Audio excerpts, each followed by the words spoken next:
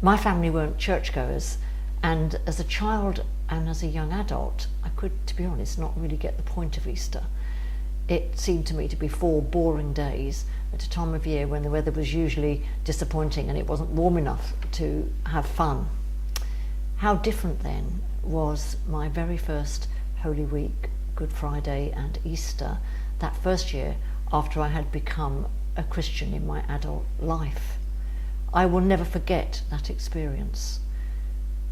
The Monday, Tuesday, Wednesday of Holy Week, being in church every night, and then Maundy Thursday, sitting at the altar of repose, bathed in the light of the sacrament, the mystery, the awe of it all, and then that first Good Friday. I will never forget the white, drawn face of the priest and the way we left the church in silence, not one word.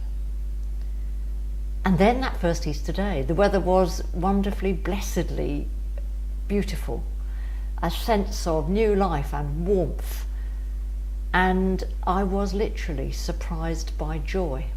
And suddenly I did get the point of it all. It was wonderful.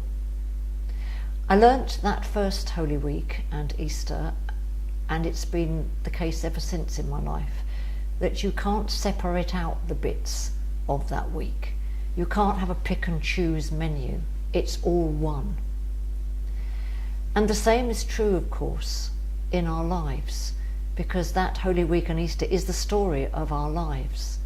And our Easter faith doesn't protect us from the dark times of our lives. We can't put in a request, can we bypass the cross this year? If Easter faith doesn't protect us from the dark times, it does, however, change everything. In our Easter faith, we know in our own lives and in our world that hatred does not have the last word. Death does not have the last word. Life and love triumph.